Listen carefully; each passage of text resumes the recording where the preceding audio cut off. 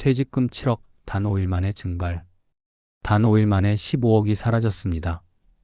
새벽 3시, 24시간 편의점 형광등 아래에서 저는 낡은 태블릿 화면만 들여다보고 있어요. 손가락은 본능적으로 화면을 쓸지만 확인할 자산은 이미 사라진 지 오래입니다. 알바생이 제 앞을 지나가며 작게 한숨을 쉽니다. 또 저 아저씨네 하는 표정이에요. 저는 아무 대답도 하지 않습니다. 새벽 4시가 되어야 할인 도시락이 나오니까 그냥 여기 앉아 검은 화면을 응시할 뿐이죠.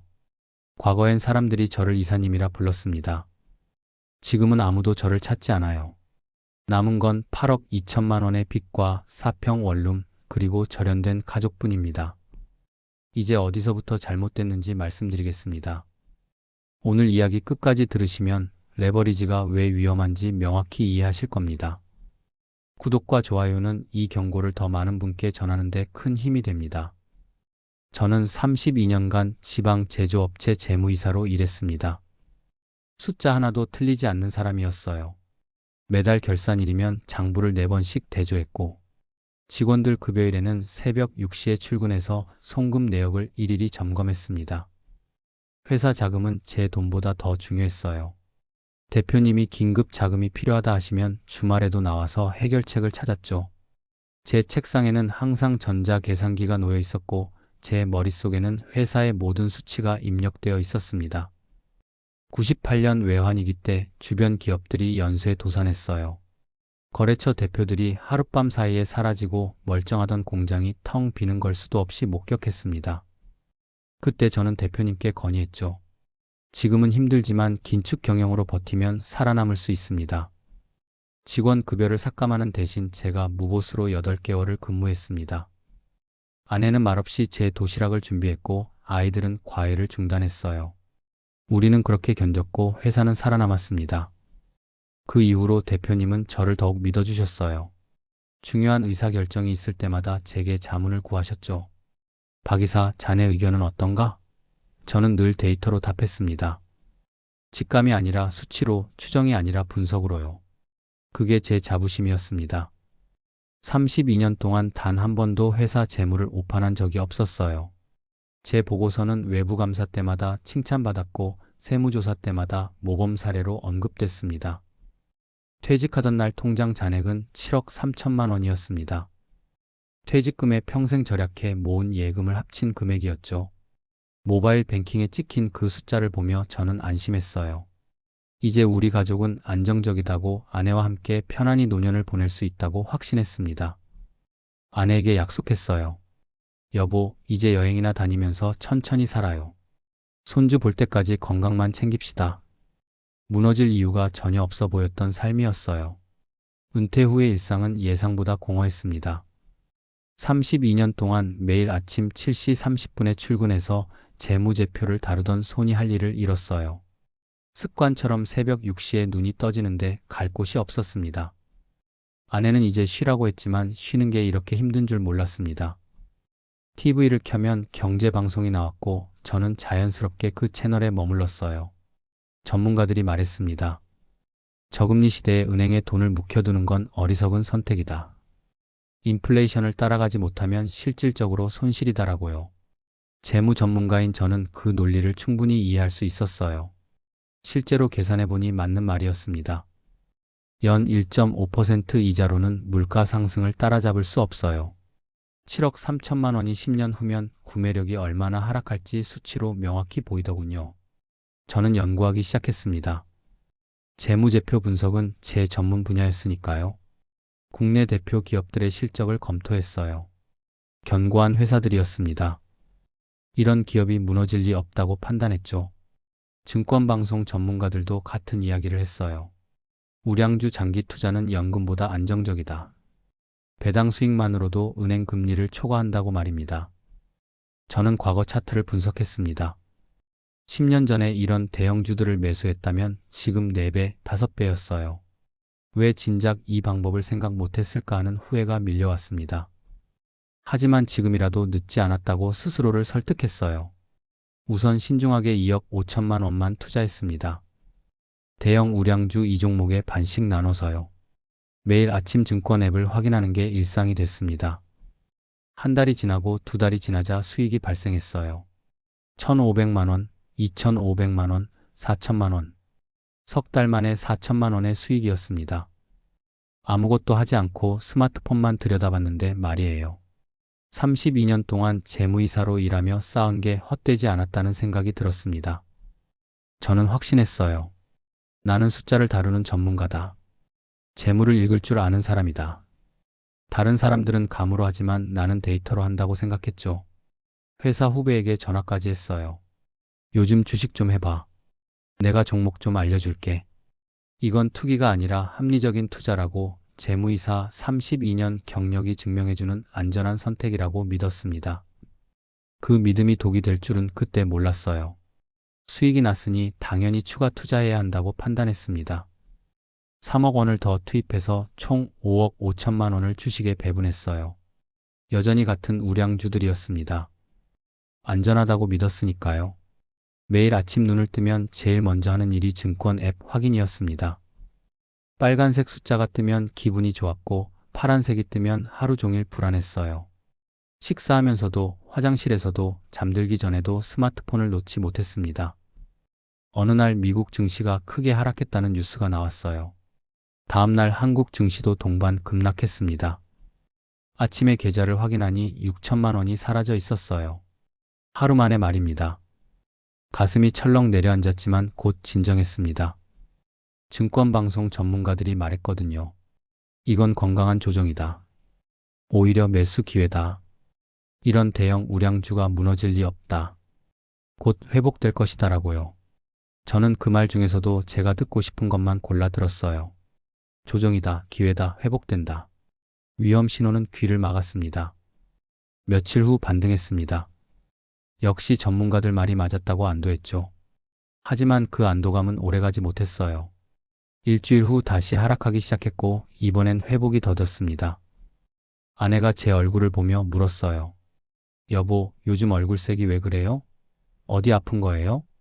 저는 짜증스럽게 대답했습니다. 괜찮다니까요. 아내가 통장 정리를 하다가 또 물었어요. 여보, 돈이 좀 줄어든 것 같은데 어디 쓴 데라도 있어요? 저는 그때 버럭 소리를 질렀습니다. 당신이 뭘 안다고 그래요? 내가 32년 동안 숫자 다룬 사람인데 이것도 모르겠어요? 아내는 놀란 표정으로 저를 바라봤어요. 평생 한 번도 아내에게 소리 지른 적 없는 제가 말입니다. 저는 다급하게 거짓말을 덧붙였습니다. 회사 후배가 급하게 돈이 필요하다고 해서 잠깐 빌려준 거예요. 곧 돌려받을 테니까 걱정하지 마세요. 32년 재무이사 생활 동안 단 한 번도 허위 보고를 한 적 없는 제가 아내에게 거짓말을 한 겁니다. 밤마다 잠이 오지 않았어요. 천장을 보며 계산을 했습니다. 여기서 매도하면 진짜 손실이고 조금만 기다리면 회복될 거야. 스스로를 설득했죠. 평균 단가를 계산하고 또 계산했습니다. 지금 손절하면 손실이지만 여기서 추가 매수해서 평균 단가를 낮추면 조금만 올라도 원금 회복이다. 재무이사 출신답게 숫자로 합리화했습니다. 추가 매수를 결정하는 순간 저는 이미 늪에 발을 디딘 것이었습니다. 저는 집을 담보로 5억 원을 대출받았습니다. 아내 몰래였어요. 평균 단가를 낮추면 회복이 빠르다는 계산이었습니다. 총 10억 5천만 원이 주식시장에 투입됐죠. 하지만 시장은 제 계산대로 움직이지 않았어요. 하락하고 또 하락했습니다. 매달 대출이자만 180만 원이 빠져나갔어요. 매일 아침이 공포였어요. 계좌를 확인하는 게 무서웠지만 안 볼 수도 없었습니다. 손이 떨려서 스마트폰을 제대로 잡을 수가 없었어요. 파스를 허리에 붙이고 손떨림을 숨기려 주머니에 손을 넣고 다녔습니다. 그때 증권방송에서 새로운 이야기가 나왔어요. 레버리지 상품 이야기였습니다. 잠깐 설명드리면 레버리지란 빚을 내서 투자 규모를 키우는 것입니다. 쉽게 말해 1,000만 원으로 3천만 원어치 주식을 사는 거예요. 주가가 10% 오르면 제 돈으론 100만 원 벌 거지만 레버리지를 쓰면 300만 원을 버는 겁니다. 하지만 여기엔 치명적인 함정이 있습니다. 반대로 주가가 10% 떨어지면 제 돈으론 100만 원 손해지만 레버리지를 쓰면 300만 원을 잃어요. 수익도 손실도 몇 배로 커지는 구조입니다. 그리고 추가 증거금을 못 내면 강제로 청산당합니다. 전문가가 말했습니다. 저점에서 레버리지를 활용하면 회복 속도가 기하급수적이다. 저는 그 말에 솔깃했어요. 재무이사 출신이니까 레버리지 구조 정도는 이해할 수 있었습니다. 위험하다는 것도 알았지만 지금이 저점이라고 믿었어요. 신용거래로 6억 원을 더 끌어왔습니다. 이제 총 16억 5천만 원이 주식에 투입되어 있었어요. 제 돈 7억 3천만 원, 집 담보 대출 5억 원, 신용거래 6억 원. 숫자를 적어놓고 보니 손이 떨렸습니다. 하지만 이미 늦었어요. 조금만 반등하면 다 회복된다는 생각에 사로잡혀 있었거든요. 아내가 은행에서 온 문자를 보고 말았습니다. 대출이자 납부 안내 문자였어요. 아내의 얼굴이 새하얗게 질렸습니다. 여보, 이게 뭐예요? 집을 담보로 돈을 빌렸어요? 저는 변명할 말이 없었어요. 아내가 울면서 매달렸습니다. 제발 정신 차려요. 지금이라도 그만둬요. 우리 집까지 잃으면 어떡해요? 하지만 저는 아내를 뿌리쳤습니다. 지금 팔면 다 잃는 거예요. 조금만 참으면 돼요. 내가 다 계산했다니까요. 며칠 후 아내가 다시 말했어요. 여보, 이거 도박이에요. 제발 멈춰요. 저는 또 소리쳤습니다. 이건 투자예요. 소비가 아니라고. 집안 분위기는 얼어붙었어요. 아내는 말을 잃었고 저는 방에 틀어박혀 차트만 봤습니다. 매일 새벽 서너 시간만 자고 일어나 스마트폰부터 확인했어요. 식사도 제대로 못했습니다. 입맛이 사라졌거든요.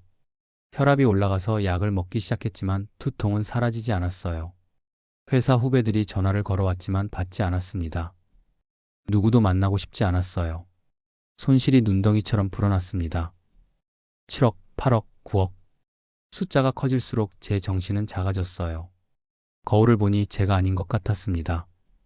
32년 동안 성실하게 살아온 재무이사의 얼굴은 어디에도 없었어요.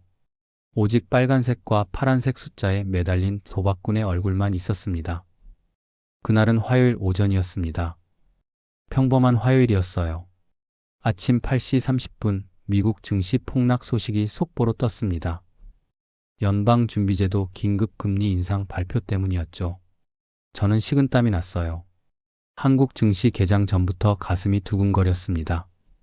9시에 개장하자마자 모든 게 무너지기 시작했습니다.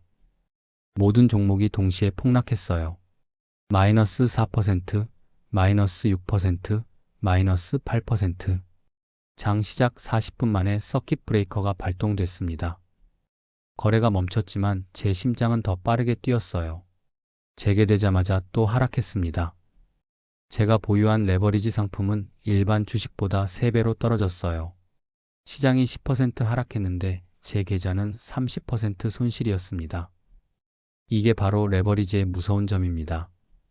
오전 11시 30분 증권사에서 문자가 왔어요. 추가 증거금 납입 요청이었습니다. 1시간 내로 2억 5천만 원을 입금하지 않으면 강제 청산한다는 내용이었죠. 손이 떨려서 스마트폰을 제대로 잡을 수가 없었어요. 2억 5천만 원이 어디 있습니까? 제 통장엔 400만 원밖에 없었어요. 지인들에게 전화를 걸었습니다. 회사 후배들, 친구들, 아는 사람 모두에게요. 하지만 아무도 받지 않았어요.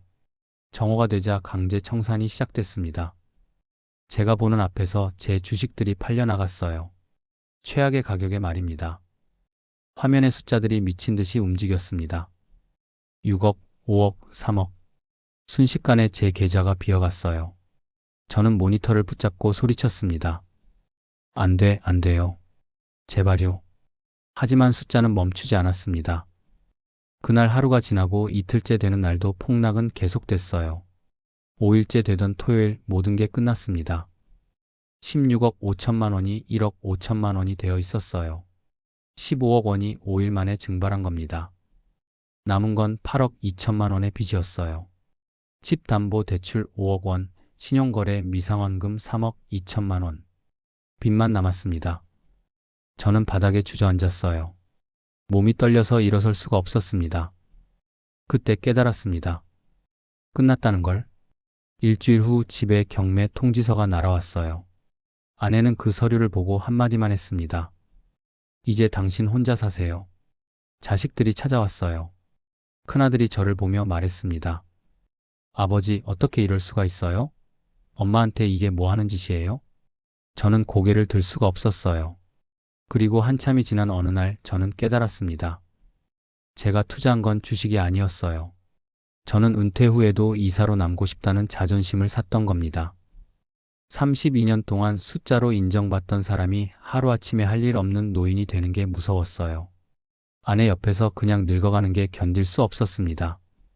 레버리지로 끌어당긴 건 돈이 아니었어요. 무너지는 나를 붙잡고 싶은 공포였습니다. 매일 아침 차트를 보는 동안만큼은 제가 아직 숫자를 다루는 전문가인 것 같았거든요. 저는 숫자를 믿은 게 아니라 숫자 뒤에 숨었던 겁니다. 데이터로 판단한 게 아니라 제 공허함을 정당화할 변명을 찾았을 뿐이에요. 아내에게 소리 지르고 거짓말하고 집을 담보로 잡으면서까지 지키려던 건 돈이 아니었습니다. 내가 아직 쓸모 있다는 착각이었어요. 제가 두려워한 건 손실이 아니었습니다. 은퇴한 나의 빈자리였습니다. 숫자는 저를 구원하지 않았어요. 오히려 제 영혼을 갉아먹는 독이었습니다. 지금 저는 일용직 알선소를 전전하며 살고 있습니다. 매일 새벽 4시 30분에 일어나 건설 현장, 물류창고 어디든 일당을 주는 곳이면 갑니다. 하루 12만 원을 벌면 그나마 다행이에요. 원룸 월세가 50만 원이니까 한 달에 22일은 일해야 합니다. 점심시간이면 편의점에서 할인 도시락을 삽니다. 그게 제 하루 식사의 전부예요. 밤에 원룸으로 돌아오면 온몸이 쑤십니다. 63살의 몸으로 하루 종일 짐을 나르니 당연하죠. 파스를 붙이고 소주 한 잔으로 통증을 달랩니다. 하지만 저는 이제 한 가지 규칙을 정했어요. 통장은 하루에 딱 한 번만 봅니다. 저녁 9시 그때만요. 그게 제가 지킬 수 있는 작은 변화입니다. 8억 2천만 원의 빚은 죽을 때까지 못 갚을 겁니다. 한 달에 15만 원씩 갚아도 45년 반이 걸려요. 제가 108살이 넘어야 하는 돈이죠. 일요일이면 아내와 자식들이 사는 아파트 앞을 지나갑니다. 멀리서 불빛만 바라봐요. 저 안에서 제 가족이 저녁을 먹고 있겠죠. 저 없이도 그들은 살아가고 있습니다. 저는 멀리서 그 불빛을 보다가 조용히 발걸음을 돌립니다. 여러분께 경고드립니다. 레버리지는 절대 건드리지 마세요. 신용거래도 빚내서 투자하는 것도 절대 하지 마세요. 그건 투자가 아니라 도박입니다. 제가 32년 모은 7억 3천만 원이 5일 만에 사라졌어요. 16억 5천만 원을 투자했다가 8억 2천만 원의 빚만 남았습니다. 특히 은퇴자 여러분, 노후는 불리는 게 아니라 지키는 시기입니다. 회복하려고 빚을 내는 순간 인생이 청산됩니다. 지금 제 곁에 남은 건 아무것도 없어요. 하지만 이 이야기만은 여러분께 남깁니다. 32년의 성실함을 5일의 욕심과 바꾼 제 자신이 너무나 어리석습니다. 부디 저처럼 살지 마세요. 숫자에 인생을 걸지 마세요. 곁에 있는 사람을 지키세요. 그게 진짜 재산입니다. 오늘 이야기가 여러분께 경고가 되길 바랍니다. 구독과 좋아요는 이 메시지를 더 많은 분께 전하는 데 큰 힘이 됩니다. 감사합니다.